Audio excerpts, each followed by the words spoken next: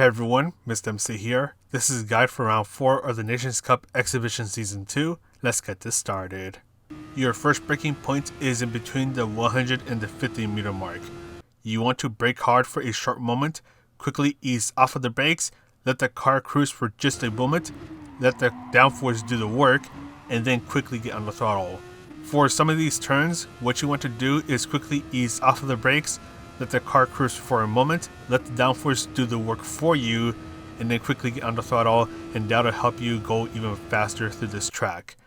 Your next braking point is just before you reach the 50 meter mark. Brake hard for a short moment, quickly ease off of the brakes, nice and quick on the throttle. That's one of those other turns where the downforce will do the work for you. Then just after you make this left turn, you want to start to brake as much as you can for a short moment. Bring yourself to the inside of the turn, stay on third gear, and carefully get on the throttle. Use the happy little tree on the left as your turn-in point, and you can take these turns flat out. The downforce will do the work for you, it'll keep you nice and safe, and you can go through these turns at really fast speeds. Now bring yourself to the left, then point yourself towards the right side of the track, and just as the wall on the right starts to go away, that is when you want to start to brake. Take advantage of this curve right here. Control your braking so you can still make your way around this turn as you slow down. A little bit of braking control, and you just want the car to point towards the next section of the track and then get on the throttle.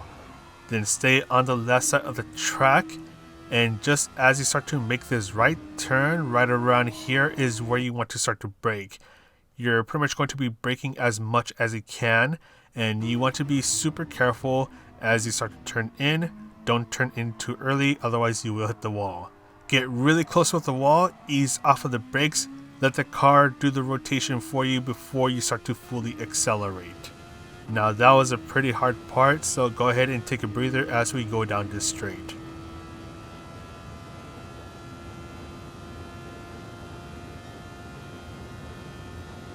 Take this right turn flat out, bring yourself to the right side of the track, and brake before you reach the 100 meter mark. Brake hard for a short moment, and once you turn in, quickly ease off of the brakes, get the car turning, and then get on the throttle. Try to avoid getting too much onto the grass. Finally, brake just after you pass the 100 meter mark, and this is similar to that of the first turn, and you just want the downforce to do the work for you. That is all for the lap guide. Let's go ahead and talk about the strategies. So we're already here at the qualifying session, and we only have 5 minutes to try to get a good qualifying time. This will only give you 2 chances to get a good qualifying time, so you better make your chances count. You're also not going to have enough time to do the jump out and jump back in strategy, so you're going to do a long qualifying stint. Now the question that's going to need to be asked is, should you go for the slipstream in a weird combination like this? There are good and bad things about going for the slipstream here. One of them being that the dirty air is actually not as brittle as you might think here. On a lot of these turns, you can still pretty much just go flat out, especially through this section. Even under the dirty air, you can still go flat out, so you'll be taking advantage of the slipstream. And then there's the long straights, where you can really take advantage of the slipstream, help your car accelerate even faster, but still you still have a bit of the dirty air, which will kind of kick in hard on you through the slower turns.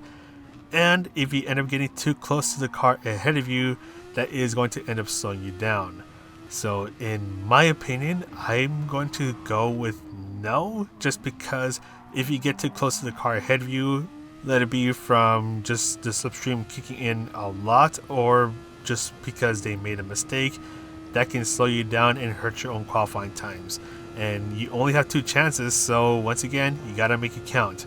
So in my personal opinion, I'm gonna say try to do your qualifying stint by yourself, unless if you're absolutely crazy or just confident that you're able to get the slipstream and basically not have your lap times ruined. And if you decide to qualify by yourself, make sure you give yourself plenty of space between yourself and the car ahead of you, so in case they make a mistake, you don't end up getting too close to them right away and once again end up ruining your own time. Now moving on over to the race strategies. So don't forget that this is a grid start, So you want to have the traction control set to 1, and preferably keep it there until you finish the first turn, because your tires are going to be cold, especially if you're on the racing hard tires. Everyone's going to get jumbled up into the first turn, so if you end up going down a gear, you don't want to be too aggressive on the throttle, otherwise you will spin out. But in case you do get a little aggressive, the traction control will keep you from spinning out. And don't forget that your tires are still going to be cold through this first main straight, so you want to be a little careful about how you navigate these first couple of turns, especially the second turn and the fourth turn that is coming up. And I say this because it's going to be really easy to end up going wide, or you get a little too aggressive in this turn and you end up spinning out. You just want to try to be nice and careful through these turns, especially when you're starting the race or when you're starting a new stint. And the dirty air is not going to affect the car too much. As you see here, I'm under the dirty air of the cars in front of me, and I can still go through those turns flat out. So it's only going to be a bit more worrisome as you go through the slower turns and this downhill part. So you do want to be a little more careful, and just be careful about this turn right here as well, as it's really easy to overshoot your braking points. So you just want to make sure that if you're under the dirty air, just navigate a bit more carefully on the slower parts, and just make sure you nail all of your braking points and all that good stuff.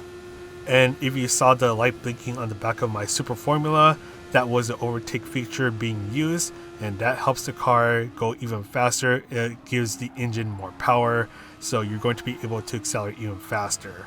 Just don't forget to give it a binding on your DS4 controller or your wheel before the race starts. And also, you only have 100 seconds worth of the overtake feature to use, so you want to use it wisely.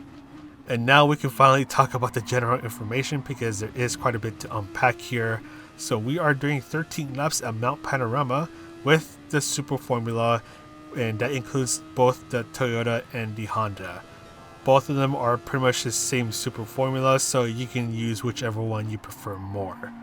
Fuel is going to be a big issue. It is a ×4, and it's going to force you to refuel, so that's going to give you an idea that you're going to have to do a one stop. The tire wear is a ×9, but because you are on pretty light cars, the tire wear is not going to be a huge issue. You have both the racing medium and hard tires to work with, and the racing hard tires are going to be the only mandatory tires in this race, so make sure you use the racing hard tires for at least one lap so you don't get the 1-minute penalty after the race ends. So as I said just moments ago, this is going to be a one-stop race. Do not do the zero stop, because if you do the zero stop, you're going to be going a lot slower, and that strategy is simply not viable at all. Once again, this is a one-stop race. So the thing with the fuel is that it is a ×4, so you're going to be using up a lot of fuel. So you want to try to fuel save as much as you can while trying to keep pace with everyone around you. So you're mainly going to fuel save by short shifting and by trying to stay in the slipstream of the car ahead of you. I know that is a weird thing to say, because these cars are high downforce cars and the dirty air is an issue, but trust me, in a fuel race like this, the slipstream will help you save even more fuel. That and the dirty air it's just not too bad. It's not like the F1500 TA race from a while back. So you just want to try to find places where you can do a bit of short shifting, so you can try to save a bit more fuel along the way. The main goal is to try to do 9 laps before you have to go to the pit stop. If you can do 10 laps before going in, then that's going to be a little bit better.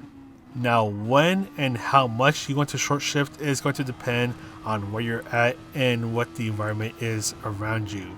So for example, if you're about to go downhill and you have someone in front of you and you're not planning to overtake them, then you can do quite a bit of aggressive short shifting. So for example, right here, I'm going to be shifting pretty early, especially over to 6th gear, just trying to save some fuel along the way. And as we go down to the back straight, I'm going to still do a bit of short shifting, still trying to save a bit of fuel. And because I'm in their slipstream, I'm going to end up slowly creeping up back to them. Also still have a bit of the overtake feature, so if I do end up falling a bit behind, I can use it and then try to catch up even more to them. Now let's say you end up by yourself and you're going down the main straight. You can do just a little bit of short shifting, so shifting just before the bar on the bottom of the screen fills up, because you don't have any slipstream to go with, so you want to make sure that you're not sacrificing too much of your pace to save fuel. Now I will talk about the refueling sequence in a bit, but before we get there, I do want to talk about the tires. The tire wear is not a big issue. The racing medium tires do last quite a while. The tire wear does start to kick in at around lap 7 to 8, but by then you're almost getting ready to go to your pit stop. And when you want to go to your pit stop will depend on whether A, your tires wear out, which should be a bit less likely to happen in this race, or B, you're about to run out of fuel. Whichever happens first, that is when you want to pit. Worst case scenario is pitting in at the end of lap 7. Best case scenario is pitting in at the end of lap 10, and that is considering if you started on the racing medium tires. And if you're starting in the middle or the back, you can start on the racing hard tires and only go with them for 3 to 6 laps. It all depends on how you treat your fuel. Now moving on over to the pit stop sequence, just be careful as you enter the pit stop. And the pit stop sequence is going to take a while because you do have to refuel. If you see that little diamond, that shows how much fuel you need to be able to finish the race, considering how much you are fuel saving right now or not fuel saving right now. So if you maintain your fuel saving patterns until the end of the race, then you should be fine. And your pit loss is going to depend on how much you end up refueling. In this case, I ended up losing around 10.7 seconds. And once again, when you want to pit is going to depend on how long you can make your fuel last. The longer you can make it last, as long as you're keeping up with everyone's pace, then the better off you will be.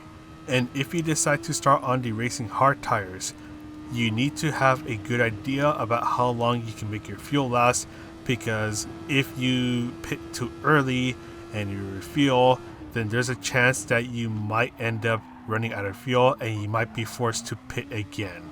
So let's say that you know that you can make the car last 9 laps on fuel.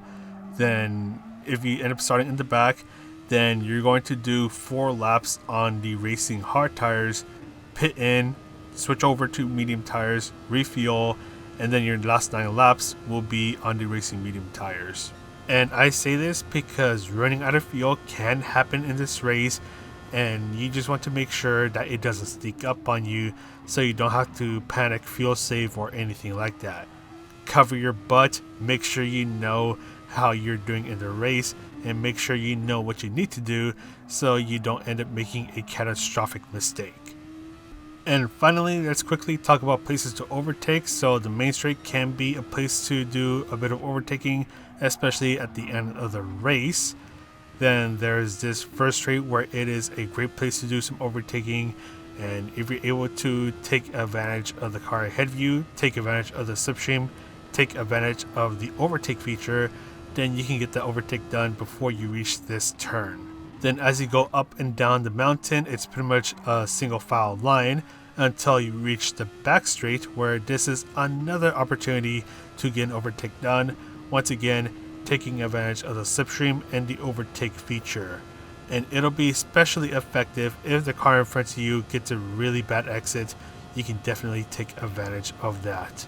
And finally, this part is a little more situational. Let's say if the car in front of you messes up, then you can try to get an overtake done through this little mini straight.